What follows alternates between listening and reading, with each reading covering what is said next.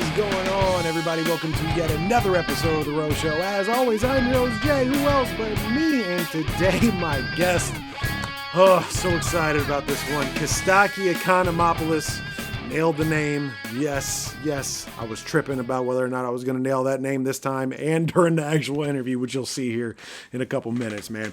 Really honored to have the opportunity to talk to him. And I've been trying to make this one work for a little under a year now, trying to get this figured out. He's such a busy man. I didn't care. I would have waited 2 years if I had to in order to have this conversation, man. Just big fan of this guy. Obviously respect his work from the Bob and Tom Show. And we get into all that in the interview. We'll get there, so I'm not going to spoil too much for you. But really honored and privileged to have the opportunity to talk to him and speak to another Bob and Tom great. So I really think everybody watching this, if you're a Bob and Tom Show fan, you're going to enjoy it because we get into some weeds, and obviously at the end we get into some football talk, which is why I'm wearing my Tennessee Titans shirt. Yes, I'm wearing a Titan shirt. I know what that means. I am a forever hopeful individual. What can I say? But we'll talk about all that here in a little bit. Thank you very much to Costaki for taking the time to talk to me today because it was so awesome to have the opportunity. But enough of that. I don't want to keep talking your ear off right now because I'm excited for you all to check this out. And let's go ahead and get into it, right? Let's hear a word from my sponsor and then my interview with Costaki Economopoulos. Let's do it. Hey, what's going on, everybody? It's Jay, and I'm here for W Energy, my sponsors. Now, what is W Energy, you might ask? W Energy is clean, jitterless energy. Better than the canned stuff that you would get at your convenience stores, your gas stations, all that kind of stuff. It doesn't have all that trash in it. Now, how do I know? Because I myself use W Energy. So what I've got here, a couple of limited edition flavors. For instance, W Energy puts out this stuff called Grandpa's Ginger Water. I know it don't sound that great, but it is amazing. Limited run that they came out that I've got actually multiple tubs of. I believe in W Energy. I use W Energy myself. Also, this was just released and it's another limited edition flavor that they come out with, and it's called Pom Blom. It's pomegranate blossom. Real nice, clean flavor. And a lot of W Energy, whether it be classics like Calio Cream or the Dub Sludge, whatever it might be, it is clean energy. It's not going to make you feel all crappy at the end of the day after using it. Now, here's what I want you to do, because again, they're obviously a sponsor of mine, but what I want you to do is I want you to go to www.w.gg, order one of the sampler packs, which you get one of these cool tumblers, a part of the sampler pack, and I want you to grab one, but don't use my promo code. That's right. Don't use my promo code, who else, at checkout, because I want you to try it without thinking I'm just trying to sell you a bill of goods. Try it one time, and then when you go back to buy your second order of W Energy, then use my promo code, who else, at checkout for a 10% discount, because all you're going to do is try it. I know you're going to love it. That's how much I believe in this product, and I thank them for sponsoring the show today.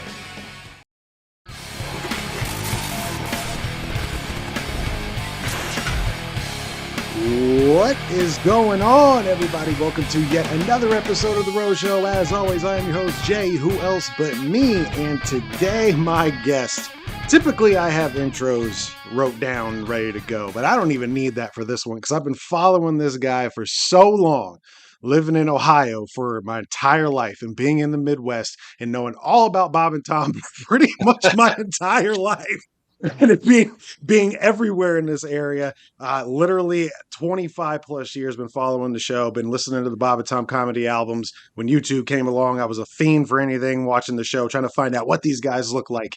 And man, it's such an honor to have this guy, a comedy legend, and obviously a Bob and Tom legend as well. It is. And this is the first time I've ever done an introduction for his name, so let's see if I can nail this on the very first time. Costaki Economopoulos is in the building, my friend. How are we doing today? I'm good. A plus, man. What part of Ohio? Dayton. So Wiley's, all that good stuff. Oh, wow. A million years ago, I did the Edinburgh Festival in Scotland, and long story short, I was there a whole month. On the last night, I went to see Emo. It's one of my huge, he's one of my heroes. And then Emo weirdly came to see our show the same night, and I passed him on the stairway after, and he goes, "Hey, you're very funny." Cut to, I'm sitting in a pub in Scotland drinking beers with Emo, and I said to him, among other things, "What's your favorite club in the States?" And he goes, "Wiley's at Dayton." I was like, "Wait, Wiley's at Dayton? Oh, that's your favorite of all?" I couldn't believe it. Hey, Wiley's is, and this is obviously nothing I had wrote down, but Wiley's, I was sad to see that place get shut down. Oh yeah, me too. It had a lot of heart. Yeah, yeah. I thought somebody would come along, especially with like Dave Chappelle being so close to the area. I thought maybe he would buy it or something, and just the history in that building. And not only that, you go back to the time where Bob and Tom was pretty much a weekend show there. You know, they would always have somebody. Bob would do his stand up there from time to time. You know, they had the Bob and Tom comedy tour that would come through there. Man, it's such an iconic venue. I was so sad when Oh, that I, thing. I did. Yeah, me too. I loved it. I didn't mean to diminish it by being so surprised. I was just, Oh all the no, places the emo's ever been. I was like, right. Wiley's in Dayton. Okay, all right, cool. I always loved Wiley's. That was one of those. That's one of those places where you don't want to see it with the lights on. Like it's gritty and a little gross around the edges. But man, when it's dark and there's crowds, just like it's cozy. Mm. It's in a cool part of town. It's got a lot of heart. I always loved that place. Yeah, I much preferred being there than the Funny Bone. No offense to the Funny Bone. It's funny. I actually got in trouble. There's a somebody I had on here. I won't say his name, but it rhymes with Dino Mollier was on this show, and I made I made some comments about Funny Bone and how I didn't like how corporate it was, and I got in a little bit of trouble. But hey, it is what Oh, it okay. is. All right. Yeah. But I did prefer Wiley's for the reasons that you said. Like it was grungy.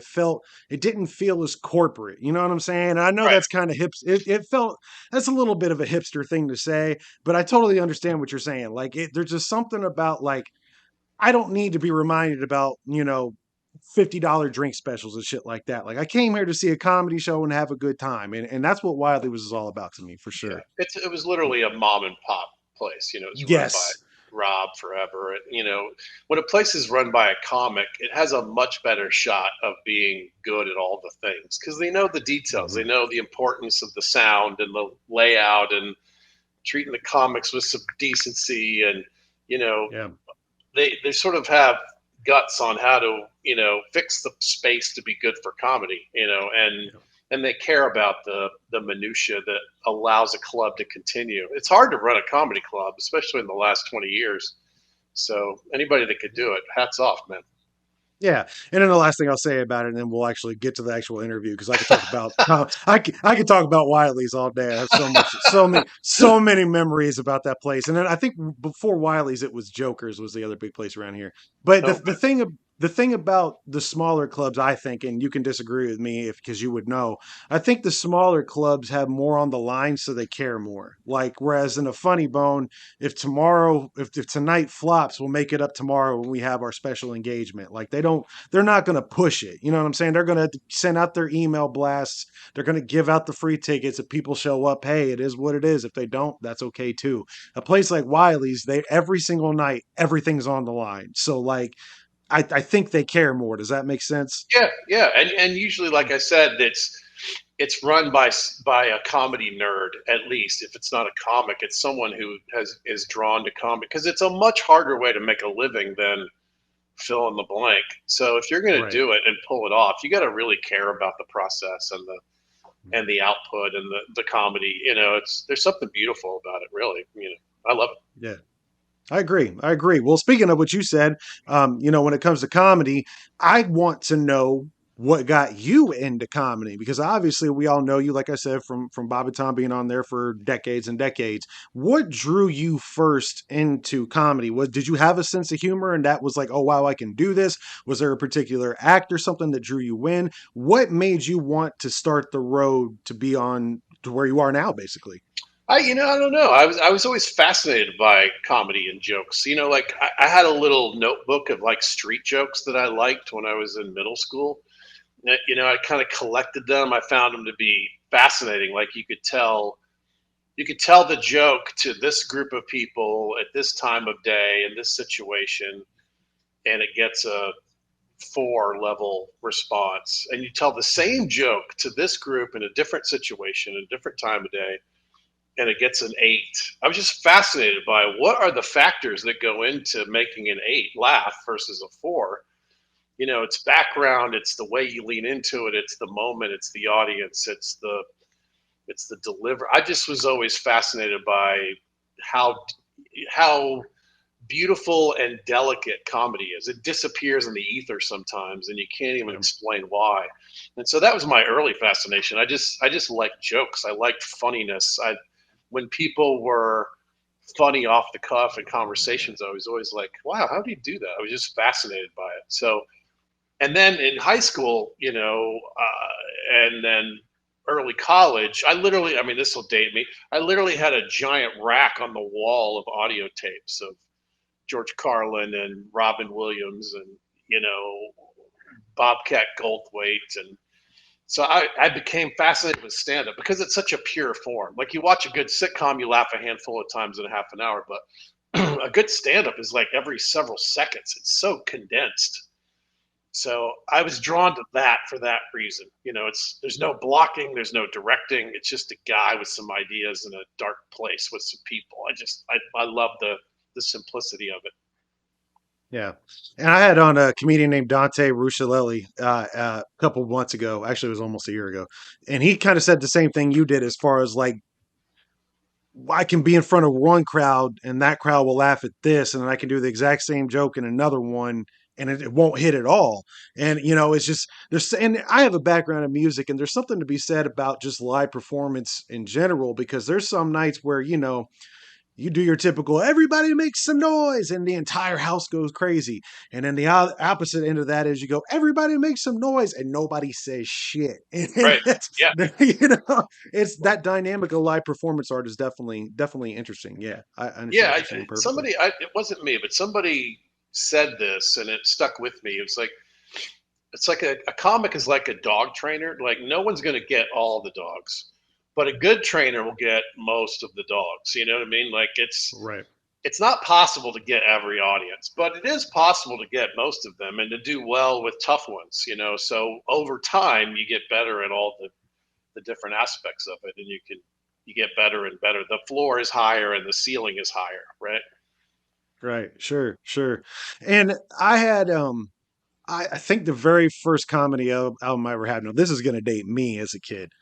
You used to be able to order CDs from a place called Columbia House, right? Oh wow, And yeah. and Columbia House, my sister Mandy bought like I think like 50 CDs. It was one of those things like pay a penny for 50 CDs, and she gave me the list and said, "Here, pick two." And one of them was the Jeff Foxworthy album. It was the music album where he took like bits that he had done throughout the country and put songs to them that like fit around. I forget what the album's name. I won't remember for the life of me. Oh But wow. that was the first album comedy wise that I had ever heard. And then a little later on, I was, obviously into comedy, but not stand up so much. But later on, as a teen, I came across a DVD that I had never seen before of this stand up called Raw by Eddie Murphy. Now, as a child of the 90s, I remember Eddie Murphy as the Nutty Professor and Dr. Doolittle. That's funny.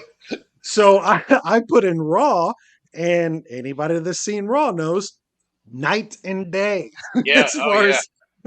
as that kind of content goes. So I kind of fell in love with comedy as it kind of like is a time capsule, if that makes sense. Whatever the comic is talking about at that point in time, even when it comes to Robin Williams, right? For me, Robin Williams was Mrs. Doubtfire, Flubber, Jumanji, and then you go and listen to his albums from the '80s. Not the same guy, I think that's some of the magic of stand-up comedy as well, from my perspective. You know what I mean? Yeah, that's funny that you would be exposed in this way, and then you go back and see like and it's funny to do the backwards chronology. Right, for sure. What were some of your favorite albums? You mentioned George Carlin and Robin Williams. Were there any specific ones that stick out to you to this day? I mean, for me, Carlin is the best of all time, and only Louis even sniffs that first place spot for me personally. I mean, nothing's more subjective than stand up, but Carlin was always the one for me, and I love that arc in the '80s when he was, it was I don't know. It was very idea driven. In the early days, he was doing more kind of wordplay, and there was more silliness. And then in the late days, there was more anger, and it was anti-religious. Again, these are Yeah. broad generalizations, but I like that middle spot where it was just, how could prostitution be illegal? Selling is legal. Fucking is legal. How could selling fucking be illegal? Like that's the Carlin that I love the most. The Yeah. ideas, playing with the social ideas. Um, but yeah, there's so many great comics. Somebody yesterday I was talking to went to see Bill Burr and didn't know anything about him before he went, and he couldn't believe how good he was. I was like, yeah, he's one of the best. I saw a Dave Attell reference earlier today, and Jake Johansson and Jim Gaffigan and Mitch Hedberg and Bill Hicks, and you can go on. And I mean, Emo. To me, Emo is always one of the great writers of all time. Yeah. But I saw him when I was in. I was a freshman at the University of Georgia, and he came to our campus, and we had the poster on the wall, and we would quote his jokes to each other the whole year. Like, we loved that guy. I was walking by a man mowing the grass, and a rock shot out of the lawnmower and came within 3 inches of my right eye and hit my left eye. Those. I mean, that's that kind of goofy, right? We loved it. I mean, I've always loved it. Good stand-up comedy is still. I'm still a consumer. I still love a good stand-up comedy show. Yeah, for sure. So, how did you end up deciding that you wanted to become a stand up comic? And what were some of the roadblocks that you kind of found? Because every comic I've talked to is kind of said the same thing. Like, I got up on stage and I thought it was going to be one thing, and then I found out it was another. Was it like that for you, or did it kind of come naturally for you when you finally started the process? No, I was the opposite. It was nothing remotely natural. I was just so driven by being fascinated by the craft that I just had to keep trying it. I wasn't naturally good Hmm. at it at all. Uh, but I was pretty good at like writing funny things. And still to this day, I mean, the words are what I stand on. The performance is fine because I've been doing it forever. I've gotten good at it at some level, but it's really more about the words. Um, I I did a couple of like competitions early. Like I was kind of became curious about stand up during the boom, and so everywhere you went, there was a comedy contest and a thing, and I did a prop bit. Was my first bit I ever did. I had you remember Rich Hall? You're old enough to remember Rich Hall, Yes. Yeah. Sniglets, and Hmm. all that stuff. Yep. Rich did a thing on one of the late night shows with detergent boxes. He had a bunch of Hmm. boxes with him, and he was like, "You can have it all, but you got to take some whisk," And he had a Tide box. He would throw it. The Tide goes out, and the Tide comes in. He'd have him throw it back to him. And I was like, that's a great bit, but cereal boxes there's way more funny names of cereals. So I went to the grocery store. This is a true story, and I wrote down every box of cereal that I could find. I went home and I wrote a story that included them all. And then I went back and I bought like 20 boxes of cereal. And then I had this, I forget all the bits, but it was like s'mores and, nut and honey. I wrote this little, and it was basically like a ripoff of a Rich Hall bit with cereal boxes. All the jokes were original, but I stole the idea. That was my first bit I ever did on stage. Wow. I That's know, right? crazy that you remember that. That's crazy. So, how did you, speaking of firsts, I want to talk about A, if you remember your first time in Bob and Tom, but also how did you make your way onto there? Because obviously, I would say probably, especially in this area, that's probably where 80% of the people got hip to you. Because, all right, I'm always reminded whenever I have a Bob and Tom guest on that my guests are famous, obviously, but Bob and Tom is mostly Midwest to East Coast. You go on the West Coast. Sam Miller even said this. Sam Miller to this day never even heard of Bob and Tom until he came over to the Midwest. So West Coast does not, resonate well. So Bob and Tom show, for those watching that might not be familiar, is a famous radio show. Here in the Midwest, it's prominently the stronghold. It's been everywhere for years. It's iconic. Everybody knows the Yeah Toast bits. all that stuff. So how did you, and I guess I should ask you that as well. How did you get on there? Do you remember your first time on there? And were you familiar with the show when you did finally come across your first visit there?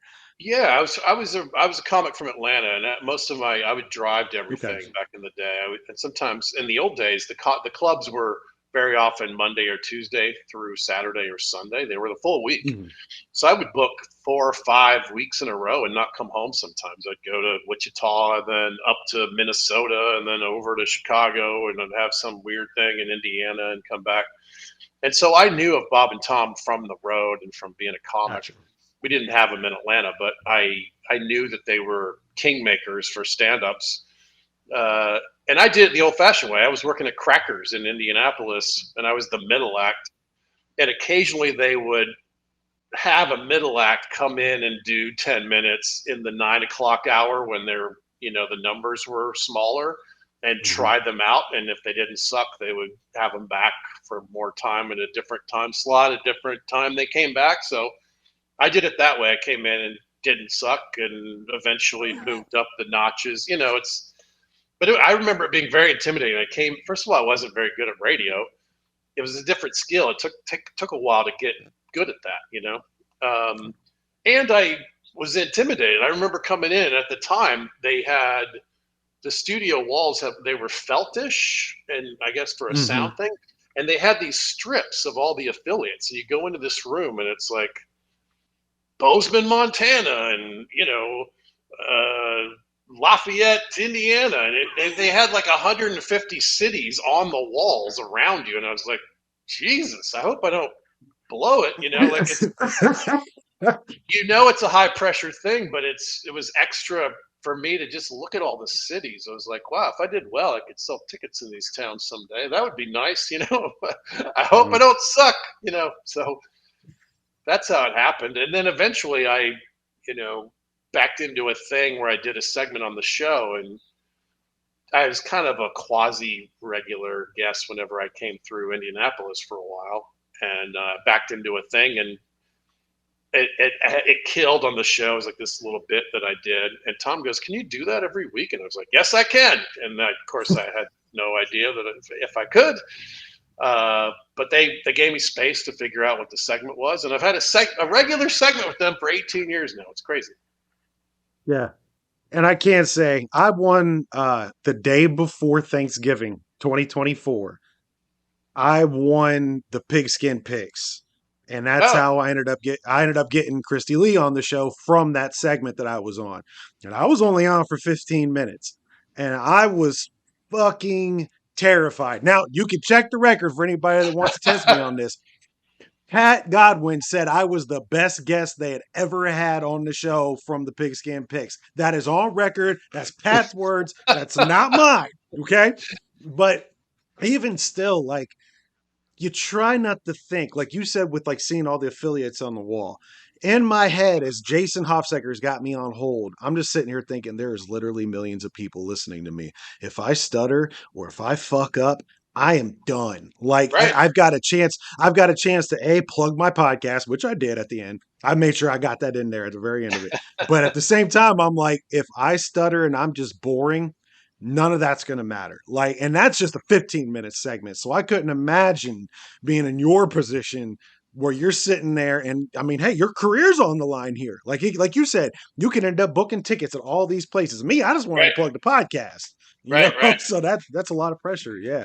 I got some good advice from a comic friend of mine. He said, treat it like a black club. He goes, put your best joke first. Like if you work a white club, you put your best joke last. You want a strong finish.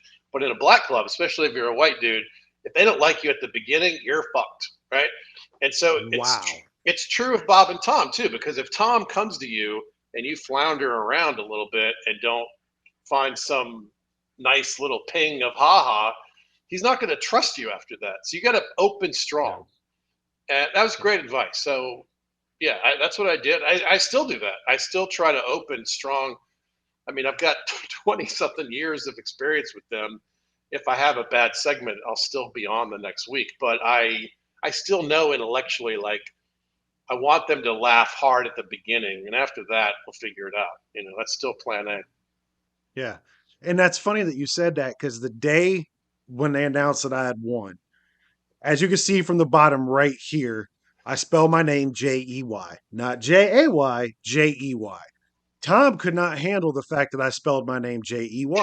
So all day that Tuesday before, he just kept saying my name throughout the entire day and just kept going, "Is that a guy or a girl? Do you know if that's a guy or a girl? Is that a guy or a girl?" And Chrissy's like, "I think it's a guy." Well, we'll have someone look into that. So all day at work, I got people coming up to me going, "Are you a guy or a girl?" Yeah. So I'm like, I'm gonna get that dude. So the very first thing Tom asked me is, "Is it true you spell your name Jey?" And I got it with him, and I was like, "Yes, I would like to also thank you for creating so much confusion about how you spell my name that every guy I know has given me crap and gone because you just sat there all day and go, 'Oh, I don't know if this is a guy or a girl,' and everyone immediately starts laughing. And at that point, I'm like, okay, that was strong. I know we can have this conversation now, you Right. know. Right. So Yeah. so it's exactly what you said. Like Tom knew that I was willing to play ball when it came to the back and forth game, and it opened up something real good for me. And I'm real proud, even though I didn't earn the segment. I won a contest to get on. Like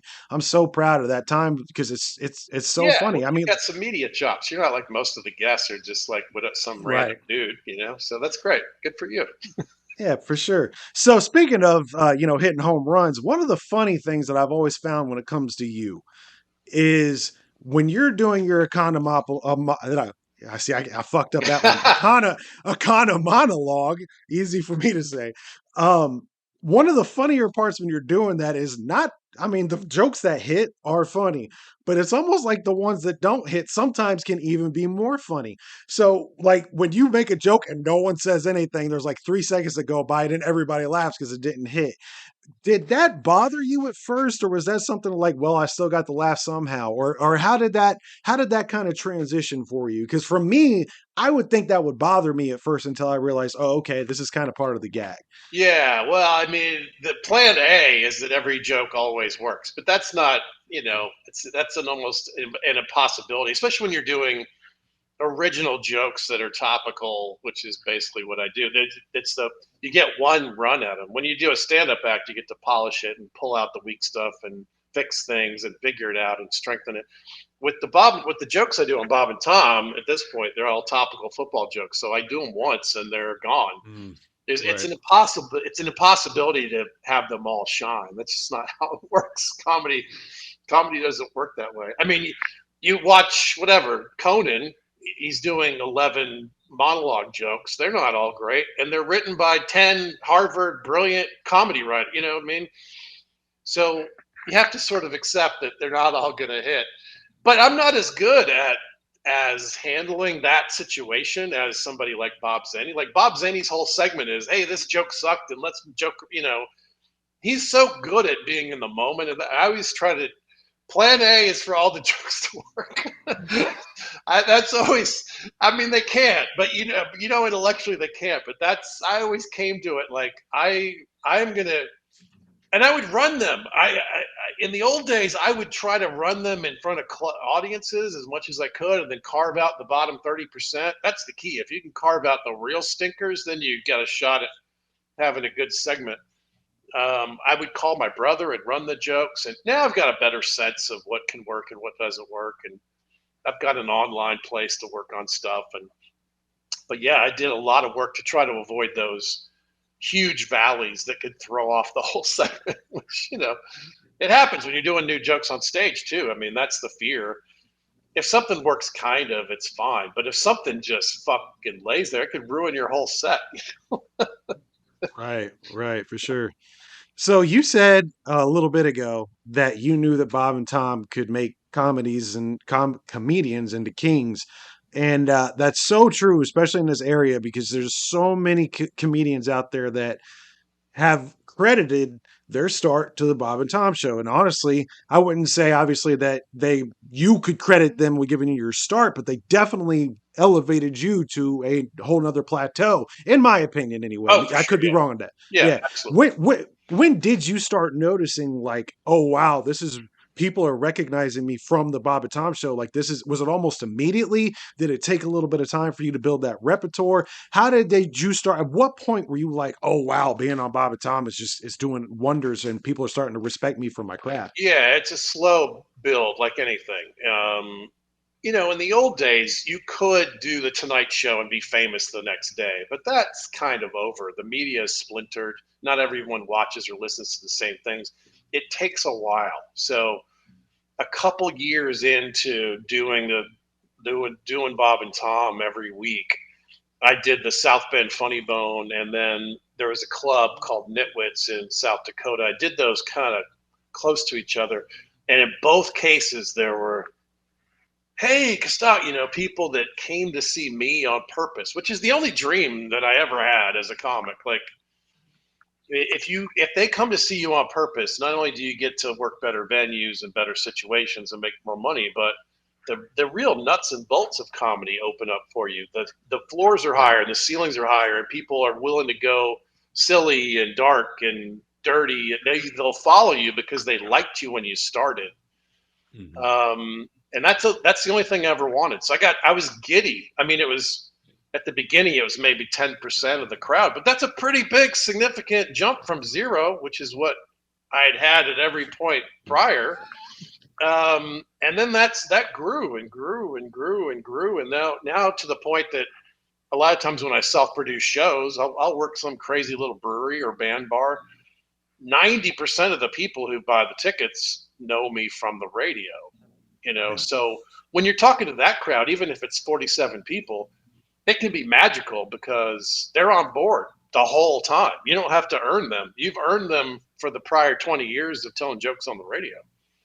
So Yeah, sure. I love that. It's the best gift I ever got in all of comedy. It's definitely from Bob and Tom. Yeah. Do you have, this is a two-parter question, but we'll start with the first one, then I'll ask you the second one after. Do you have a favorite memory from your time on Bob and Tom? I know it's been a really long time since you've been on there, but is there any specific memory that when you think about Bob and Tom, you're like, this is my favorite, or this is what I'm most proud of? Oh wow, that's a great question. I never thought of it that way. I mean, every once in a while you put the headphones down and you hit a home run. I don't know if I have a specific memory of that per se. And then of course I love being in there live in studio and working with some of the greats. I got to do with Tim Wilson and I were in there all morning together. He was one of my old heroes. He was an Atlanta headliner when I was in Atlanta open micer, so he was always like kind of the dream. I want to be like Tim someday. And we eventually like I grew into being peers with him. I've been on Bob and Tom with Bobcat Goldthwait, who's one of my early heroes, and several other giants. So that part's kind of, I mean, as a fanboy, as like an early comic wannabe, to see that dream come true is pretty cool, and that's all from Bob and Tom. And then some of the personal stuff, like in the old days, running around doing some of the big tour dates with Christy Lee and drinking wine with her, and you know Chick McGee and I drinking and laughing about life. And I've been to Bob's house several times. I stayed there for the Super Bowl, and he and Becky was just like great hosts. And Tom and I wandering around some of the Super Bowl stuff in Indianapolis, and it's cool that I don't know they're like regular people. They're just good at what they do. You forget that until you, and it's nice that they're nice people. Sometimes you meet heroes and they're assholes, and you're disappointed. They're all like sweet, nice humans. Yeah. I'll say my part two here in a second, but I wanted to follow up on something you just said. I was at the live show that they did in Dayton, Ohio in I think 2023, I think it was. It was at this place called The Tank, and they were broadcasting live from the tank. And I had won VIP tickets and I was up front row. And it was funny because like I'd never seen any of them in person at that by that point. But like when they put the headphones on, they were in their mode, but as soon as the headphones came off, it was just like normal people. Oh right. Except Chick, because Chick must not have been feeling good. I did hear him say at one point like his stomach was kind of messing with him a little bit. And Chick is from obviously where I live in this area in the same vicinity. And he got his broadcast career started in Piqua, Ohio. That's where I live right now. It's where I've lived for the last 10 years. So Oh, I saw a chick at the buffet line, and I'm like, okay, this might be the only time I get a chance to do this. So I walk up to him. I'm like, hey, chick, is it true you got started in Piqua? And he goes, yep, I sure did. And I was like, oh, that's cool. I live there. That's where I'm from. And he goes, oh yeah. Turned around and walked away from me. And he didn't say shit. But I got a chance to tell him that story when I won the Pigskin Pick'em. That was one of the things I wanted to do. Is I wanted to remind him I met you once and you just completely turned around and turned your back on me. But I tell that story. I tell that story and people are like, "Wow, what a prick!" I'm like, "No, no, no, you don't understand. I got chicked. I've been waiting to get chicked for like 20 years. That was awesome. But it's funny. What did he say when you told him? he laughed and he goes, "Yep, that sounds like something I do." And I was like, "That's yep, you did." But one of the people that I always wanted to meet but never got the chance to was Donnie Baker, and obviously another, Ron Sexton, another Bob and Tom comedy legend. And the part two of that question that I wanted to ask you is being with somebody that had known him for as many years as you did. Do you have any fun memories of Donnie? Oh yeah, yeah. We especially in the early days of some of the big tours that they were doing, we would go run around, and he was, relatively speaking, he was like a comedy embryo. But and he would come and ask advice and like, do you think if I did it like this, it would be better like that? Or he was still trying to figure out how to do the Donnie character on stage. Mm-hmm. So it's fascinating to watch him like sweat it out and nail this and maybe struggle with that. And but he had big balls, man. He was kind of thrown into the mix with some of these comedy giants, and he was, he hung there, he hung in there, and he got good at it quick. But yeah, I ran around with him and drank Irish car bombs and got hammered and talked about life, and I, I had some great times with him. And he was also like he's a very like he came from kind of a little bit of rednecky roots, and there was some tough guyness sort of in his culture line, but there was a sweetness to him that like was way above that. He would go out of his way to give compliments to people. Sometimes he would just call me out of the blue. He goes, "Oh, I can't believe that Marino joke was so great," whatever. He just would like he was like a really generous guy. So yeah, I always loved Ron. He had a crazy skill set. He would Some people don't Yes. know this. Like for the listeners, he did several different voices on the show. And in the old days, he was in the studio. He would be in the same building, but in a different room. And he would listen to the show on the headphones, and then he would think of a joke, and then he would decide which character to call it in as. Isn't that fascinating? So That's crazy. so then he would kind of like scribble a couple of loose ideas, and then boom, do the thing where the phone rings, and then he's on air as that guy doing a bit about something that had just happened on the show. So it's a crazy skill set. I mean, it's fascinating to me because I have none of those skills, Yeah.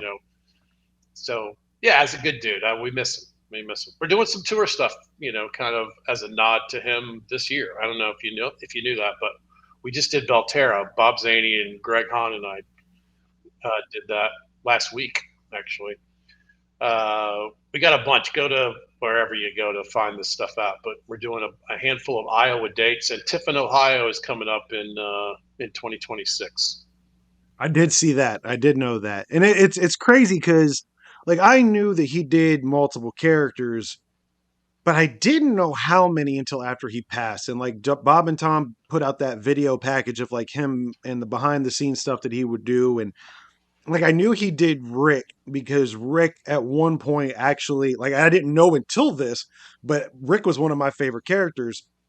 And halfway through like one of his Rick segments, he immediately switched into Donnie Baker and then went back into Rick. And I was like, what the hell? I had no idea. But he was so good at it, you couldn't tell. Like that's how his skill set was just it almost bothers me, and I don't mean like in an insulting way, but it does bother me that we had to find out just how talented he was and like after he died.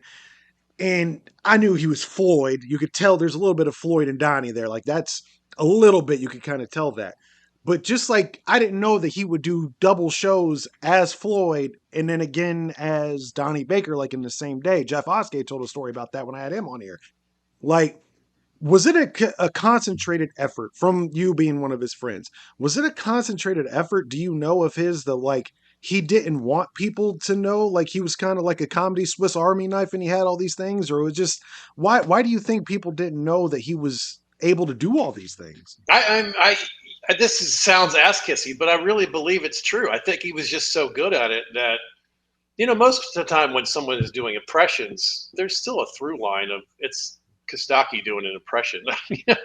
Right. But he was so good at it, with a few exceptions, like you say, you'd have no idea that the same guy was calling and doing Gandolfini as was doing Donnie Baker. Like it Right. was amazing that some of them had such range and were so different from each other that you literally would have. People were surprised to know that he did that character too. He was just good at it. Yeah. Yeah, for sure. One of the things you're definitely good at is your weekly segment when it comes to the football. And the reason why I wore my Titans jersey today I was is just because going to call that out. you have you have no idea, and this might be my only time to say this. Every single time you make a Titans joke, every single time, I am on the other end going, fuck you very much, knowing you're 100% correct. Especially by the time this comes out, this will be about 2 weeks after the time we recorded this. Titans have all Titans will have already started to fail. First game of the season, coaching some of the worst fucking decisions ever made in history. Anybody, and see, look, I'm gonna get on a rant. You didn't even start me on this one. Anybody who plays Madden knows you don't fucking throw the ball 3 times at the end of the half when you're in the fucking end zone of the opponent. Like that, oh God. But anyway, the reason why I even bring it up is I know you're 100% accurate with your Titans takes, but it still pisses me off every time.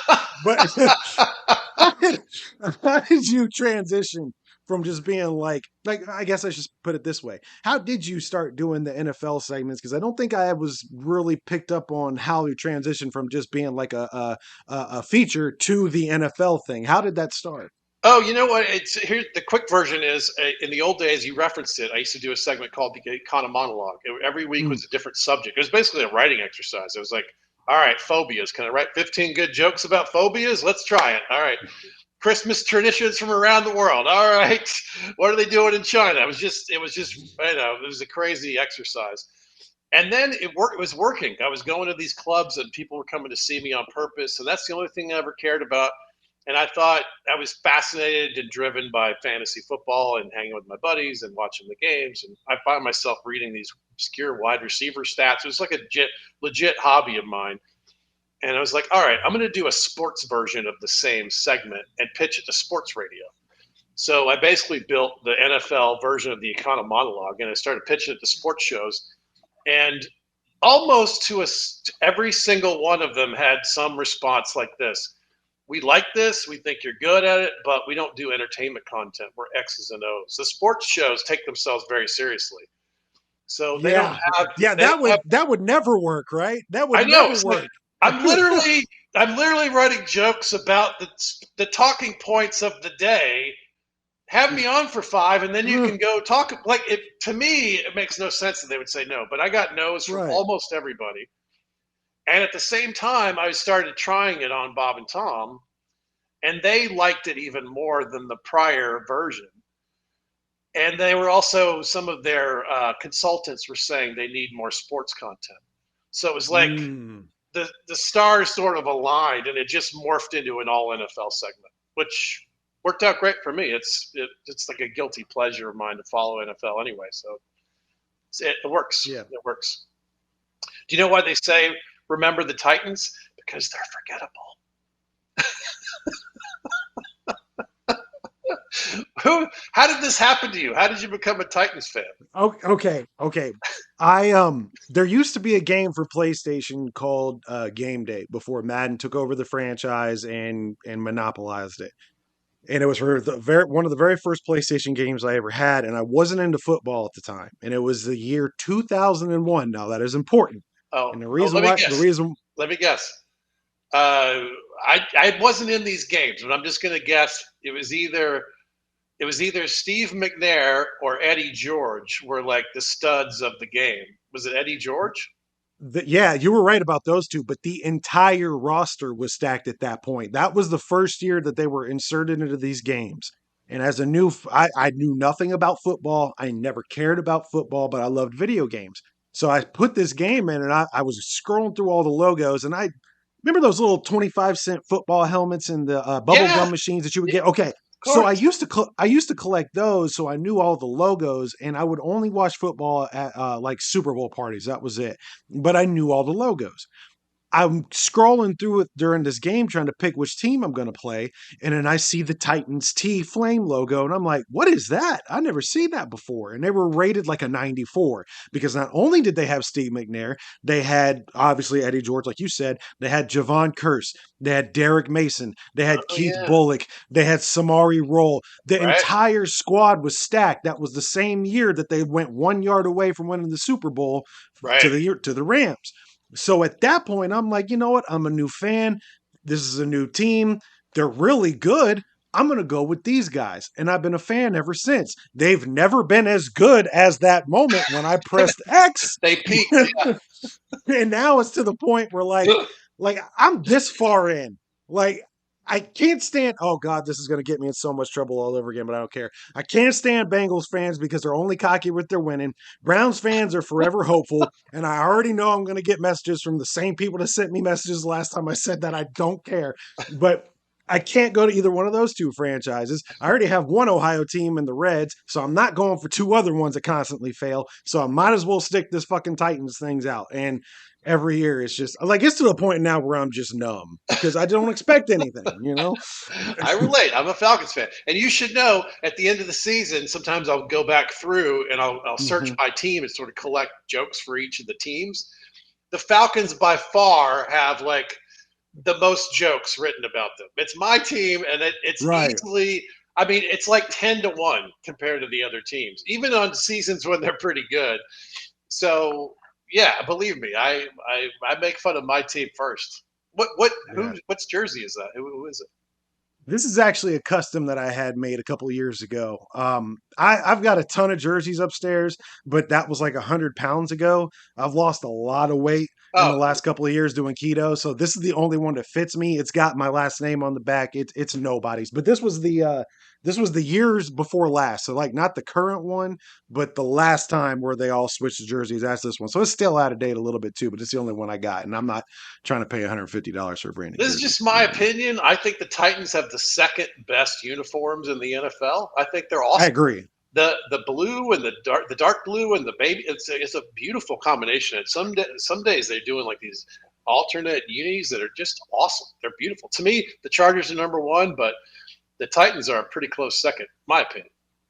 Yeah, I've always loved their jerseys too, which makes it a lot easier to wear and less embarrassing every single year where they fail. You got a new But quarterback. I, You have hope, though. but if he's constantly getting hit, listen. If you don't like football, I apologize, but I've been dreaming of this moment for a long time. We're doing this, but the problem with the Titans is that Brian Callahan, and this is my opinion. Fight me if you want. Brian Callahan got the head coaching job because Burrow made him look like he knew what he was doing. After last year, in the start of this season, now this is week one that we're talking, so the 2 weeks have probably gone by the time this comes out. But as I was saying a little bit ago, that blunder in the end zone is just enough to go, this guy doesn't know what the fuck he's doing. So it's cool that we have Cam Ward. Calvin Ridley can't catch a ball to save his life. Jeffrey Simmons is the only one on that D line that can make any kind of impact, and they double him every year. And it's just like, how many more times are we going to do this? And like you said, you're a Falcons fan, so you're obviously, on that same boat. It's like, why do these organizations keep repeating the same damn mistakes? You know what I'm saying? It's Yes, I infuriating. do. Yes, I Mhm. do. I know. I know. Well, what are you going to do? You got to hang in there with your team. Yeah, unfortunately. Well, my friend, this has been an absolute honor to be able to speak to you. Like I said at the beginning of this, I've been such a big fan of all of you guys for so long. Every time I have you guys on, it's just like I'm never nervous talking to any of you guys, and I do get nervous when I talk to people with anybody of fame. But when it comes to you guys, like it's like I've known all of you for so long. It's just natural for me. So I want to Cool thank compliment. you I like that. for yeah. I want to thank you for all the years of entertainment that you've given me. Because when it comes to Bob and Tom, Some of the worst days of my life have been turned around by getting on Spotify, getting on SoundCloud, whatever it is, and just turning on your guys' bits. Even if I've heard it 100 million times, it makes me laugh almost every single time, and it always puts me in a good mood, and it has for decades. So thank you for that. I appreciate that. And I always give the last couple of minutes here to my guest. Anything you want to plug, social medias, websites, all that good stuff, I'm going to give the floor to you, and you go ahead and tell us where to find you. Oh, that's great. Thanks, man. And what a nice compliment. That means a lot. I've talked to a handful of the characters that I've been a fan of for a long time, and it's funny. I had a similar like, oh, it's just a guy like George Carlin called me back after I left him a message. We were working the same tiny little town together, and he he was complaining about being put on hold, calling, and it was the voice that I had all the album, and it was. And when I left the message, I was like a rambling, nervous mess. And when I was talking to him, Right. it was just like a guy that I knew. We talked Right. about our shows, and he said the sound was tinny, and I had a weird thing where the other comic didn't show up, and he goes, "Oh, so you get to do all the jokes." It was just a great conversation. So I'm flattered that whatever that we're approachable and regular. That's good to hear. Plugs, I don't know. Costaki.com is kind of ground zero of all the stuff. I'm trying to build an army on Instagram and Facebook for me, at Costaki Economopoulos, and the football joke brand at All Pro Lines. So come follow us on those two places. And join us in the pick'em. We have a confidence pool. If you've never done a confidence, have you ever done a confidence pool? I have not, no. It's so much more interesting. So confidence pool, quick pitch for the listeners too. You pick all the games straight up. If it's a 16-game slate, you're picking, whatever, the Ravens are like 11-point favorites. So you might put 16 next to that game when you pick the Ravens. Then you go to the next game and you're like, oh, I'm 7 confident. So you pick numbers between 1 and 16. Oh, And you okay. get those points when you get them right. So you wind up with like 127 points versus 142. It's way more skill involved, and it makes it really fun to watch the game. So there's links at All Pro Lines pages to join the confidence pool. We got prizes every week of giving away Costaki tickets, and we'll do All Pro Lines T-shirts at the end of the season. And that benefits the B Foundation. We ask for a donation, whatever you can swing. So there's the pitch on that. But yeah, come find us at All Pro Lines and at Costaki Economopoulos, whatever your favorite social media platforms are. And Costaki.com has the tour schedule. I'm doing Madison next week and Northern Indiana, and I'm on and on and on, and doing a bunch of Iowa dates coming up. Come find me. Come see me live. That's what I do best. Awesome. Costaki, thank you so much, man. This has been a pleasure. Pleasure's mine. I can't believe it's over. It was easy. Thanks, buddy.